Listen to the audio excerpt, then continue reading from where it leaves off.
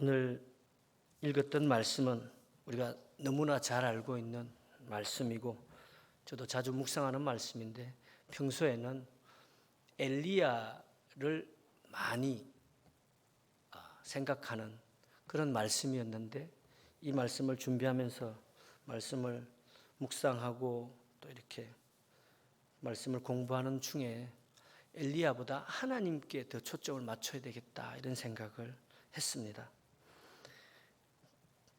우리가 성경을 볼 때 한 사람의 등장이 나타날 때는 그 사람에 대해서 이렇게 많은 설명을 해주는 것이 있습니다.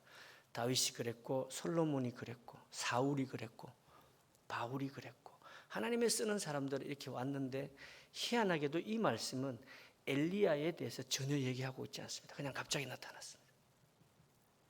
그렇게 보면 여기 말씀은 우리가 생각하던 그 엘리야가 바알의 제사장들과 싸우고 아이를 살리고 그것이 중점이 아니라 여기에 숨겨져 있는 하나님의 마음은 뭘까 이렇게 생각하게 되었습니다.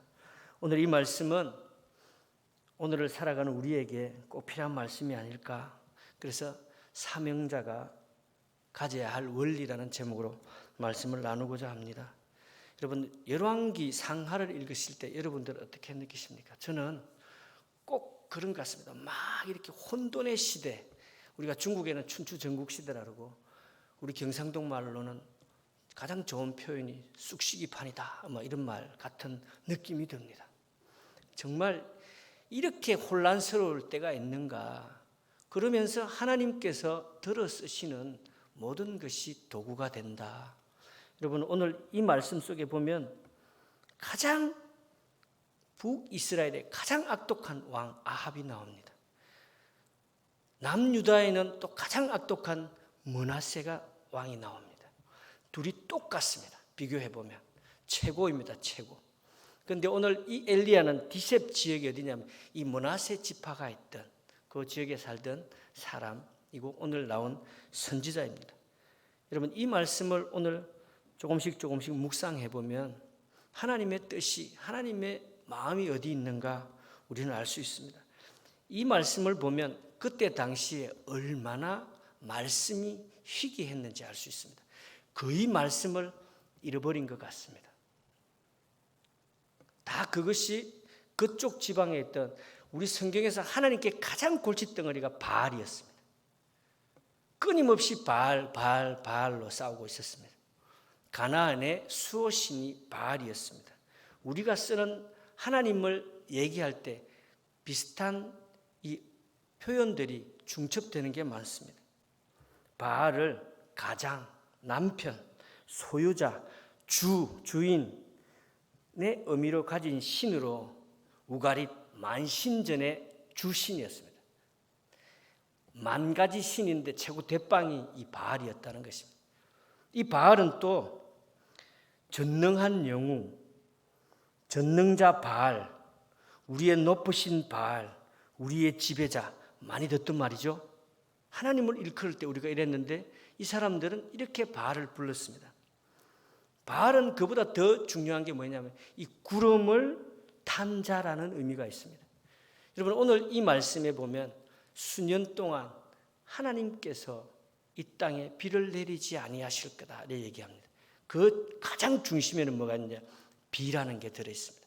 사람이 어떻게 할지 모르는 그 비라는 게 들어있습니다. 그래서 그 아합에게 엘리야는 당당하게 찾아가서 내가 섬기는 이스라엘의 하나님 여호와께서 살아계심을 두고 맹세하노니 하나님의 말씀이 없으면 수년 동안 비도 이슬도 내리지 아니하리라. 여러분 이때 당시 아합은 절대 군주였습니다. 모세가 찾아갔던 그 바로는 자기와 어릴 적에 같이 지내던 친구이기도 하고 형제이기도 한 사람이었습니다. 하나님께서 가라 할 때 가셨지만 이 바알에게 이 엘리야는 전혀 다른 느낌이었습니다. 그런데도 하나님의 말씀으로 이 사람에게 갔습니다. 그럼 왜 갔느냐? 얼마나 말씀이 희귀했느냐? 우리가 잠깐 돌아봐야 됩니다. 이 바알의 그 신앙이 얼마나 그 땅 가운데 이스라엘 백성에게 깊이 있었느냐 하면, 그리고 그러니까 말씀이라는 것 자체가 아예 사라져버리고 없을 지경이었습니다. 여러분, 우리가 16장 34절을 우리 한번 같이 읽어보겠습니다.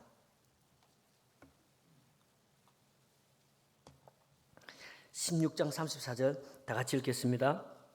그 시대에 베델 사람 히엘이 여리고를 건축하였는데 그가 그 틀을 쌓을 때에 맏아들 아비람을 잃었고 그 성문을 세울 때 막내 아들 스굽을 잃었으니 여호와께서 눈의 아들 여호수아를 통하여 하신 말씀과 같이 되었더라. 아멘. 여러분, 이 말씀 잘 아시죠? 여호수아서 6장 26절에 말씀이 이렇게 되어 있습니다. 여호수아가 그때 맹세하여 이르되 누구든지 일어나서 이 여리고성을 건축하는 자는 여호와 앞에서 저주를 받을 것이라. 그 기초를 쌓을 때 그의 맏아들을 잃을 것이요 그 문을 세울 때 그의 막내 아들을 잃으리라 하였더라. 여러분, 이 말씀이 조금이라도 기억났다면 첫째 아들이 죽었을 때 그만뒀을 겁니다. 그런데 전혀 그런 지식 자체가 없는 시대의 사람들이었습니다. 왜요? 같은 하나님의 아브라함의 자손들인데 왜 이렇게 됐을까요? 끊임없이 하나님보다는 그 땅에서 필요한 것을 얻기 위해서 그 땅에 필요한 대로 움직여졌기 때문입니다. 바알이 지금은 없겠습니까? 하나님은 하나님의 사람을 깨우기 위해서는 그 어떤 것도 하나님의 도구로 사용하십니다. 이스라엘이 하나님을 떠났을 때 바빌론이란 도구로 이스라엘을 깨웠습니다. 아수르를 통해서 깨웠습니다. 그리고 많은 믿지 않는 자들을 통해서 깨웠습니다. 오늘도 이 말씀 속에서 이스라엘을 하나님은 끊임없이 깨우시고 선지자를 통해서 깨우시는 것입니다. 그렇게 말씀이 희귀하여지니까 그렇게 재앙이 닥쳐도 알지 못하는 것입니다. 왜요? 이것이 맞는 길이고 임금이 나에게 하라고 하신 일이기 때문에 하는 겁니다. 그런데 오늘 하나님은 이 엘리야에게 너는 여기서 떠나 동쪽으로 가서 요단 앞 그릿 시냇가에 숨고 이렇게 되어 있습니다. 여러분, 우리가 말하는 시내라는 개념과 이스라엘에 있는 그 시내라는 개념은 약간 차이가 있습니다. 우리는 시내는 강줄기 외에 다른 줄기에서 이렇게 물이 흘러가는 걸 시내라 합니다. 우리는 그 시내를 그냥 항상 물이 있습니다. 웬만한 가뭄이 없고는 다 물이 있습니다. 그런데 이스라엘의 시내는 이걸 와디라 그럽니다. 와디는 말 그대로 비가 와야 흐르는 그런 계곡입니다. 그런 시냇가입니다. 그래서 이것은 뭘 말하느냐? 이 시내는 말 그대로 하나님이 위에서 비를 주셔야지 흐르는 그런 시내인데 그 시냇가로 이 엘리야를 보낸 것은 너희가 말하는 바알이 구름을 운용하는 그 바알이지나 원래 하나님이 비의 주인이시고 모든 것의 주인이시라는 것을 얘기해 주고 있습니다. 사람이 볼 때 바알이 뭔가를 할 것 같지만 그 모든 것의 중심은 하나님이라는 것을 이 엘리야를 통해서 정확하게 얘기해 주고 있습니다. 그런데 만약에 엘리야가 하나님의 사람이 아니고 일반 사람이었다면 가지 않았을 것입니다. 왜요? 물이 없기 때문에. 다 말라 있었습니다. 여러분, 우리가 1년에 강수량이 1000이 넘어가는 우리나라에 3년 6개월 동안 비가 없다면 우리는 관정을 뚫어서도 물을 만들어서 어떻게 살 겁니다. 그런데 이스라엘의 우기 때 오는 거랑 전체 1년에 오는 그 강수량은 200에서 500mm입니다. 우리 하룻밤에 쏟아지는 것 정도밖에 오지 않습니다. 그거가 오는데 3년 6개월 동안, 여기는 3년 6개월에 나와 있지 않지만 누가복음에 엘리야를 얘기할 때 3년 6개월이라고 나와 있습니다. 수년 동안 비가 오지 않았다는 것은 여러분 우리가 상상할 수 없습니다. 거북이 등껍질도 이런 등껍질 없습니다. 말 그대로 인간이 만든 신이라고, 구름을 운용하는 신이라고 하는 그 바알이 니네들에게 비를 줄 것 같지만 그건 아니다라고 끊임없이 깨우치는 것입니다. 여러분들은 사명자가 누구라고 생각하십니까? 설교하는 목회자만 사명자입니까? 어떤 일에 맡겨줬을 때 그분만 사명자입니까? 여러분, 사명자는 여러분 모두가 사명자입니다. 하나님께서 여러분들에게 하나님을 믿게 하시고 이 땅 가운데 이 시대에 살게 하신 것은 하나님의 사명이 각자에게 있기 때문에 하나님께서 주신 것입니다. 여러분, 왜 사명자가 필요합니까? 하나님은 세상 사람들을 통해서 우리의 잘못된 것을 오늘도 깨우치고 있는 것입니다. 여러분, 이스라엘 백성들은 자기들이 잘 하나님 섬긴다고 생각했습니다. 오늘 나오는 이 아합도 자기가 섬기는 하나님이 바알이라고 생각하기 때문에 그렇습니다. 왕이기 때문에 전 이스라엘 백성들을, 북이스라엘 백성들 다 그쪽으로 몰아갔습니다. 여러분, 그게 조금이라도 의심이 있었다면 이렇게 하겠습니까? 이 아합은 어떻게 했느냐 하면 바알을 섬기는 정도를 떠나서 그보다 더 숭배하고 성전을 지었습니다. 거기다가 전 이스라엘 백성이 거기에 참배하라고까지 했던 그런 무시무시한 인간이었습니다. 이 아합은 오므리 왕조, 북이스라엘에 한 9왕조 정도가 나오는데 그 왕조 중에, 오므리 왕조 중에 가장 나쁜 대마왕이 오늘 이 아합인 것입니다. 그 아합의 시대 때 엘리야를 불러서 그 말을 전하고 하나님의 말씀이 있지 않으면 수년 동안 비가 오지 않을 것이다. 그런데 18장에 가면 그때서 비가 온다고 하나님 얘기하고 계십니다. 그렇게 해서 바알의 선지자, 아세라를 섬기는 선지자 850대 1로 이 엘리야가 싸우는 장면이 나옵니다. 그 전에 오늘 이 엘리야를 통해서 하나님께서 말씀을 전해주고 있는 것입니다. 과연 하나님의 사명자들은 어떻게 해야 되느냐? 하나님의 사명자들은 그러면 어떻게 살아야 되고 어떻게 해야 되느냐? 그러면 지금 우리에게 닥쳐진 이 보이지 않는 바이러스, 트럼프에 의하면 차이나 바이러스, 이 바이러스를 통해서 왜 우리가 핍박을 받고 이렇게 힘들게 살아야 되는가? 교회가 130년 전에 이 땅에 복음이 들어온 이후로 가장 힘든 시기가 이 시기가 아닐까 여러분 생각합니다. 과연 사명자는 어떻게 해야 될까요? 내가 믿는 하나님이 바른 하나님인가? 내가 생각하고 있는 내 말씀이 과연 나를 위한 말씀이 아니라 하나님의 마음을 읽어가는 말씀인지 우리는 되돌아봐야 합니다. 우리가 가장 큰 오류를 범하는 것이 내가 믿는 것이 마치 옳은 것처럼 살아가고 있습니다. 우리나라에도 두 정당이 있습니다. 크게. 그들은 그들의 옳은 대로 항상 싸웁니다. 국민의 핑계를 대고 싸웁니다. 다행히 헌법이라는 게 있기 때문에 잘잘못을 가리는 조금의 역할은 하지만 그 사람들에 의해서 법이 만들어지고 집행되어집니다. 누가 옳다 그러다 할 수 없습니다. 사회의 정의가 우리가 알던 정의가 아니었고 이제는 자기 편이 하면 옳은 그런 정의로 바뀌어가고 있는 이 시대에 과연 하나님은 이 사람들을 통해서 우리에게 무슨 말씀을 하고 계신지 한번 우리는 귀 기울이고 들어봐야 합니다. 이 말씀을 통해서. 여러분, 우리가 알고 있는 베드로, 예수님의 수제자 베드로도 크게 실수합니다. 하나님의 선교 방향이 이스라엘 백성에서 바깥으로, 이제는 이방인에게 전도를 하기 위해서 그 얘기를 할 때 왜 이방인들에게 선교를 하기 위해서 하나님께서 먼저 바구니를 내려보내서 사도행전 10장에 바구니를 내려보내서 그 안에 있는 건 네 먹어라 이랬더니 베드로가 뭐랍니까? 이건 선한 것이 아닙니다. 악하고 더러운 것입니다. 하나님 먹을 수 없습니다. 먹으라고 한 분이 하나님인데 베드로는 안 됩니다. 이건 더러운 겁니다. 우리가 먹으면 안 되는 겁니다. 이렇게 얘기할 정도이니 어떻게 하나님이 보실 때 어떻겠습니까? 내가 먹으라 했는데 감히 네 따위가 이렇게 생각 들지 않겠습니까? 내가 정하고 악하고 더러운 거 내가 정해서 너희에게 얘기해 줬다. 그런데 지금 내가 이 바구니를 네 앞에 줘서 먹으라 했는데 넌 지금 이게 선하고 악하고 이걸 네가 논할 것이 하나님 말씀이면 들어야 돼. 그 정도로 사람은 자기들에 의해서 성을 쌓아갔던 것입니다. 이것이 비록 베드로에게 얘기한 말씀이 아니라 오늘 우리에게 한 말씀일 수도 있습니다. 거룩한 일을 감당하기 위해서 하나님은 우리에게 사명을 주셨습니다. 거룩하게. 그래서 하나님께 나아갈 때 먼저 해야 될 일이 뭐냐? 우리는 회개해야 되는 것입니다.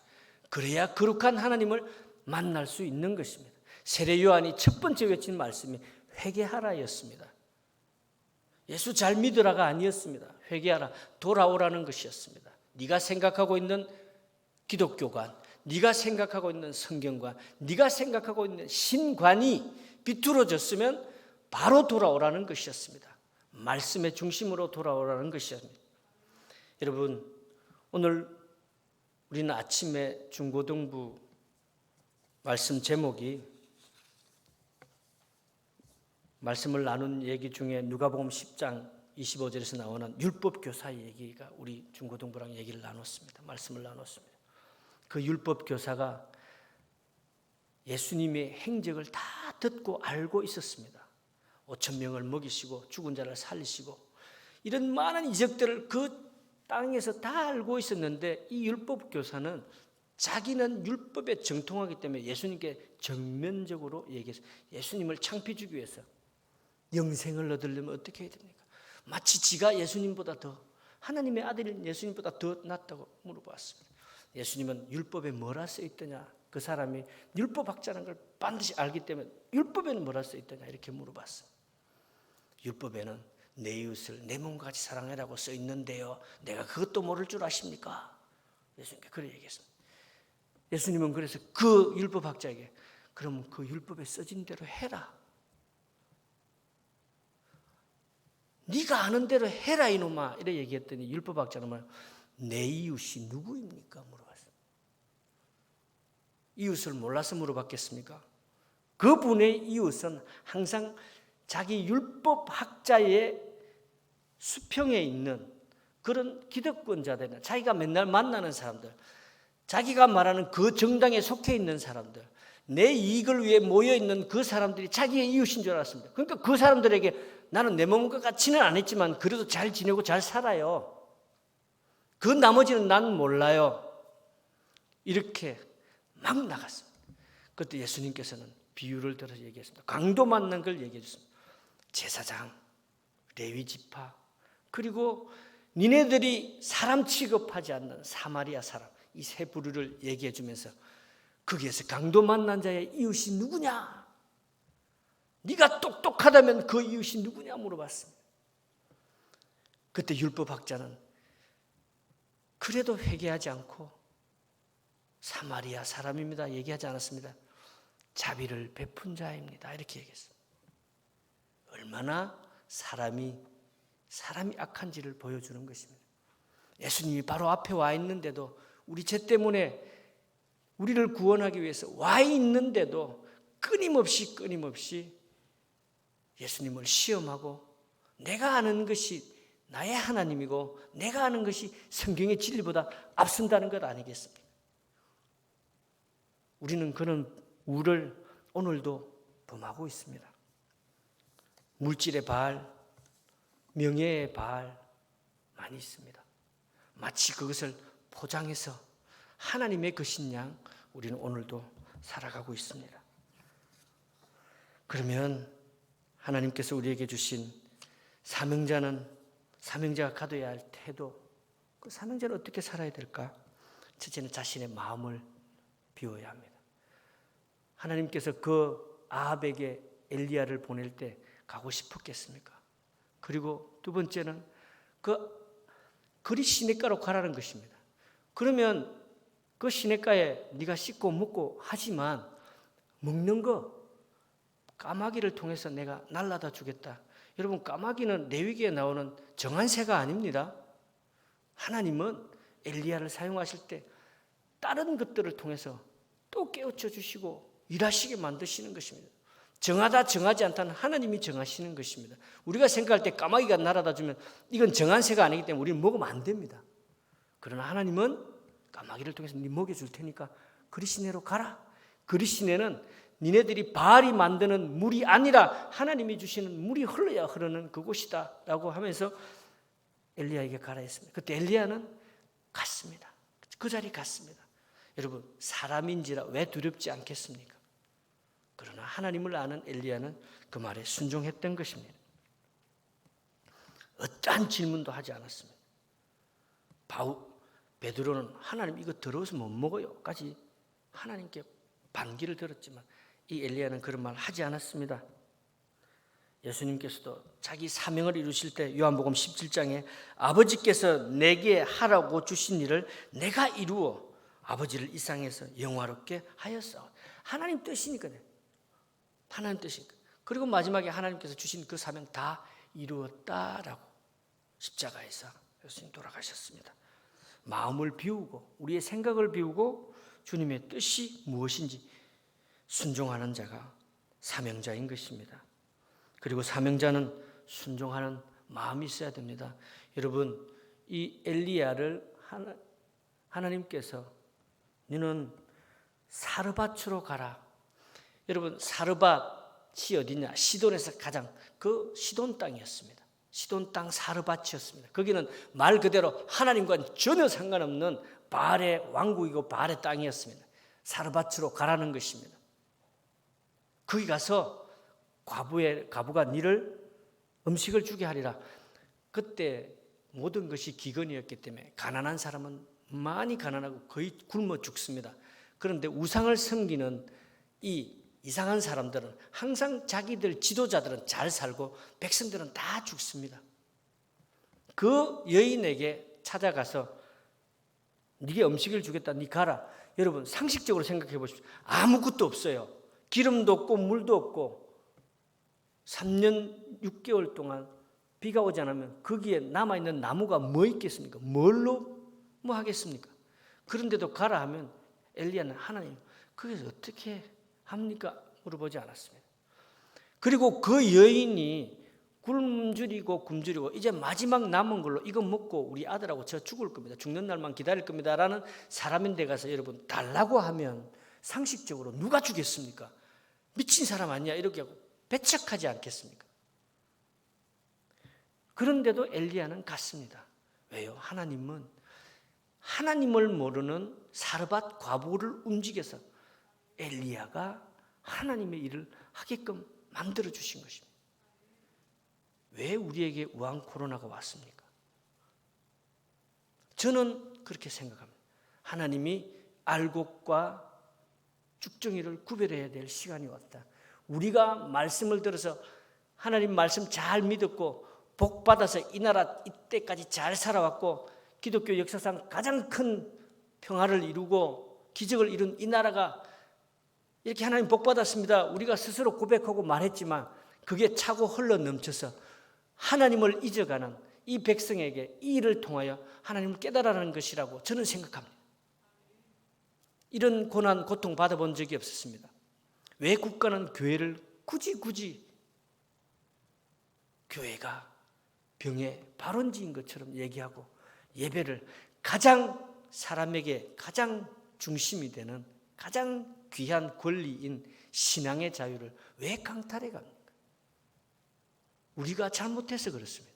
우리가 하나님을 떠나 있기 때문에 하나님을 깨달으라는 것입니다. 우한 코로나를 통해서 국가가 우리를 옥죄는 것처럼 느끼는 것도 다 우리를 깨우치기 위해서 하나님은 그들을 쓰시는 것입니다. 바벨론을 쓰셨던 것처럼 사르밧 과부를 쓰셨던 것처럼 아합을 쓰셨던 것처럼 우리를 깨우치라고 하고 있습니다. 여러분 지금 보십시오. 우리는 굳건하게 예배드리고 무슨 어려움이 있어도 예배드렸습니다. 오늘도 왔다 갔습니다. 그러나 우리는 거기에 준하지 않고 하나님께 예배드리는 그 사명으로 달려왔습니다. 담임 목사님의 강력한 리더로 우리는 여기까지 왔습니다. 그러나 그렇지 않은 교회는 지금 어떻습니까? 교인들은 줄어가고 새들어 있던 상가교회는 없어지고 소리 소문도 없고 흔적도 없이 사라지고 있습니다. 그러면 그때 당시에 다녔던 그 교인들은 어디로 가 있습니까? 지도자의 그들의 잘못된 생각들 때문에 방황하고 있지 않겠습니까? 이럴 때 하나님은 사명자가 필요한 것입니다. 우리 발림의 모든 성도들은 이럴 때 필요한 사명자가 되어야 됩니다. 그냥 목사님께서 외치는 말씀이 아닙니다. 4인 가정 50가구 말씀이 그냥 흩날리는 말씀이 아닙니다. 다 이유가 있습니다. 사명자를 찾으실 때는 당연한 이유가 있습니다. 말씀이 살아있고 기도가 살아있고 어떠한 어려움에도 굴하지 않고 예배드린 우리 교회가 희망이 있기 때문에 마지막 때에 쓰임받을 교회이기 때문에 외치고 달려가는 것입니다. 그래서 올해 주제도 하나님 보시기에, 세상 사람의 보시기에 아닙니다. 하나님 보시기에 이렇게 달려가는 것입니다. 또 사명자는 기도하는 사람이 되어야 합니다. 여러분, 오늘 이 엘리야는 보십시오. 사르밧 과부 도와줬더니 그 집에 왜 살았는지 모르지만 하여튼 다락에 살았다고 합니다. 그런데 아들이 죽었어요. 하나님의 사람인데 그 아들을 왜 시름시름 앓다가 죽어요?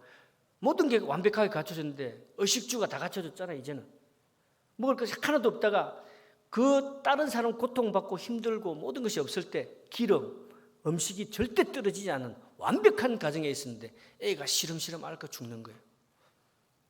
그런데 또 거기 사르밧 이 과부는 엘리야를 원망합니다. 17절 말씀에 이 일 후에 그 집 주인이 되는 여인의 아들이 병들어 정세가 심히 위중하다가 숨이 끊어진지라. 그 18절에 이 여인이 엘리야에게 원망합니다. 여인이 엘리야에게 이르되 하나님의 사람이여 당신이 나와 더불어 무슨 상관이 있기로 내 죄를 생각나게 하고 내 아들을 죽게 하려고 내게 오셨나이까. 어차피 당신 안 왔으면 우리 그냥 그때 먹고 죽었으면 이런 고통 없었는데 괜히 당신이 도와주는 것처럼 해서 와가지고 좀 살다 보니까 나에게 있어서 가장 귀중한, 내 생명보다 더 귀중한 아들이 죽었어요. 어떡하라고 얘기합니까? 여러분, 이럴 때 우리가 어떻게 해야 됩니까? 근데 엘리야는 아무 말 하지 않고 그 아이를 내게 달라고 다락에 올라가서 그 몸을 그 시체에 포개고 하나님께 간절히 기도했습니다. 여러분, 이럴 때 어떻게 해야 됩니까? 엘리야는 기도했습니다. 이게 사명자입니다. 죽음을 우리가 어떻게 합니까? 우리가 해결할 수 있는 것 아니지 않습니까? 근데 엘리야는 기도했습니다. 왜요? 하나님을 정확하게 알고 있었기 때문에 엘리야는 기도했습니다. 우리도 지금 많이 어렵고 힘들고 어려울 수 있습니다. 하나님을 제대로 안다면 우리는 기도하는 사명자가 되어야 됩니다. 하나님은 우리를 이 시대에 필요하기 때문에 지금 살게 하신 것입니다. 여러분, 지금 여러분 생애 중에 오늘이 가장 좋은 날 아닙니까? 어제는 지나가고 미래는 오지 않았습니다. 지금 숨쉬고 있는 이 시간이 하나님이 주신 가장 최적의 시간입니다. 오늘 이 시간 하나님의 말씀을 깨닫고 우리는 내일을 주실 하나님을 믿고 사명자로 세상에 나가는 것입니다. 세상에서 우리는 그 사람들에게 예수 믿으세요, 예수 믿고 복 받으세요가 아니라 삶에서 보여줘야 합니다. 어려움이 있습니까? 기도해드리겠습니다. 기도하겠습니다. 아픔이 있습니까? 나누겠습니다.